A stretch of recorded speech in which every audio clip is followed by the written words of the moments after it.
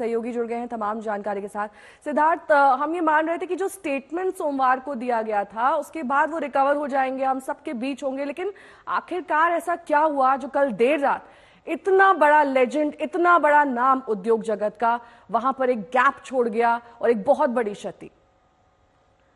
उनके स्वास्थ्य को लेके फिर से परेशानी पैदा हुई, इस कारण अस्पताल फिर से जाके और अंत हुआ उनका। ये जानकारी जो मिल रही है, कहीं ना कहीं पे उम्मीद शायद ये थी कि स्वास्थ्य लाभ फिर से होगा, हो नहीं पाया।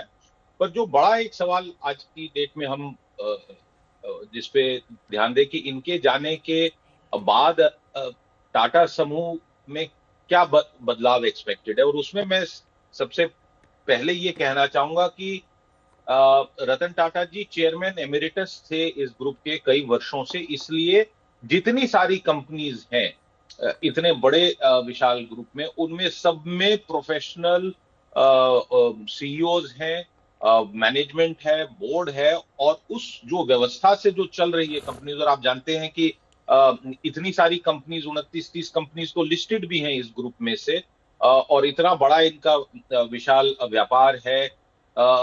लगभग हर भारतीय के जीवन में कभी ना कभी जीवन में कई बारी किसी टाटा प्रोडक्ट के साथ उनका अनुभव जरूर हुआ है, चाहे टाटा का नमक हो, टाटा की लखटकिया हो, टाटा की एयरलाइन हो, टाटा के बहुत सारे जो प्रोडक्ट्स हैं।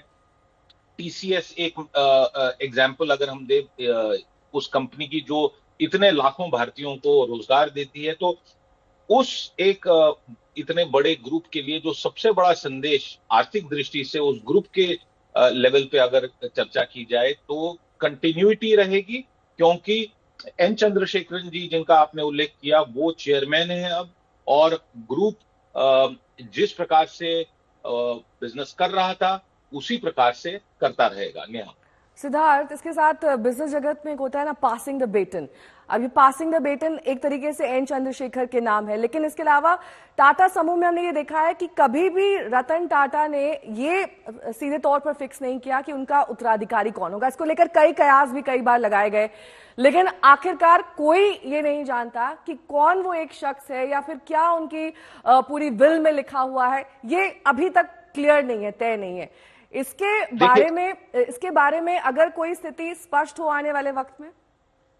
देखिए, आपने जो प्रश्न पूछा उसके दो भाग हैं। एक, रतन टाटा जी का जो अपना निजी उनका वेल्थ था जो उन्होंने कमाया था, उसका क्या होगा। तो जब आप विल की बात कर रहे हैं तो कहीं ना कहीं उससे जुड़ी हुई बात है। इसमें मैं सबसे पहले बताना चाहूंगा कि रतन टाटा जी के जीवन के बारे में एक बड़ी अहम बात जो हमें समझनी होगी वो होगी उन्होंने जो डोनेशंस दी, चैरिटी की, और उस चैरिटी का अगर हम अंदाज लगाएं तो एक आंकड़ा सजेस्ट करता है कि लगभग 10,000 करोड़ रुपया उन्होंने बहुत सारे सोशल कॉजेज में लगाया।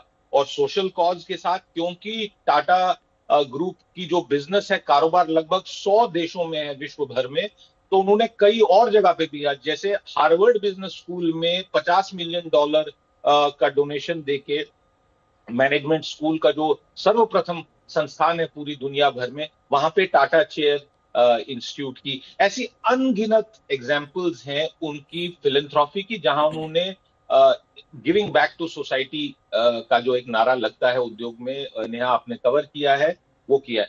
दूसरी बात जो आपने कही कि उत्तराधिकारी, तो देखिए टाटा ग्रुप में जो कंपनीज हैं इसमें बहुत बड़ी मात्रा में पब्लिक शेयर होल्डिंग है, बहुत सारी कंपनीज लिस्टेड है।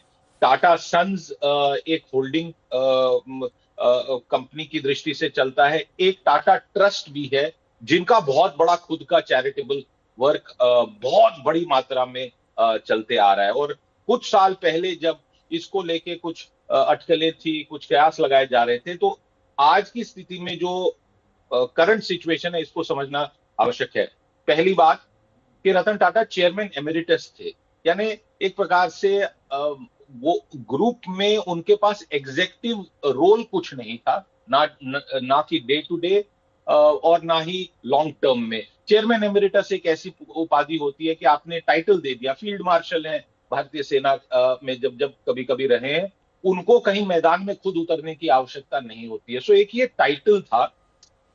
एन चंद्रशेखरन चेयरमैन है, वो ग्रुप चला रहे हैं और उनके अंडर बहुत सारे बहुत ही हाई क्वालिटी के प्रोफेशनल्स हैं। टाटा समूह high quality management and professional के लिए भी जाना जाता है। एक समय पे टाटा एडमिनिस्ट्रेटिव सर्विस को प्राइवेट सेक्टर का इंडियन एडमिनिस्ट्रेटिव सर्विस आईएएस कहा जाता था। और उस सर्विस से टाटा समूह में नहीं बल्कि बहुत सारी कंपनीज में देश में और विदेश में लोग ट्रेन होके बड़ी सीनियर पोजीशंस पे काम कर रहे हैं।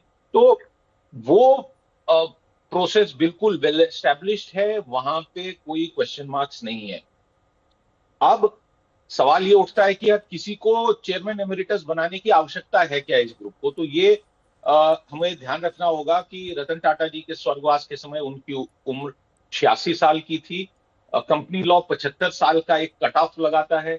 उसके बाद अगर कोई आप एमिरिटस पोजीशन लेते हैं तो ग्रुप के फंक्शनिंग में और रेगुलेटरी और कंप्लायंस की दृष्टि से, कानूनी दृष्टि से कोई एमिरिटस होना आवश्यक है ऐसा नहीं है। तो मैं मानता हूं कि हमें इंतजार करना पड़ेगा। जहां तक परिवार की बात है तो हम जानते हैं कि वो सिंगल थे, वो टी टोटलर थे, बड़े ही सादे प्रकार का जीवन जीते थे, बहुत सालों तक फ्लैट में रहे, फिर एक घर बनाया जिसका अभी दृश्य भी दिखाया जा रहा था। तो फैमिली भी उनके जो ठीक है। स्टेप ब्रदर्स हैं, स्टेप मदर हैं, ये बहुत ही ठीक है। प्राइवेट, बहुत ही छोटा ठीक समूह है। है। कभी रतन भी टाटा गवर्नमेंट कुछ उन चुनिंदा लोगों में शुमार जो चैरिटी भी करते थे तो एक हाथ से करते थे तो दूसरे को भी पता नहीं लगने देते थे कि आखिरकार कितना उन्होंने डोनेशन में दिया है।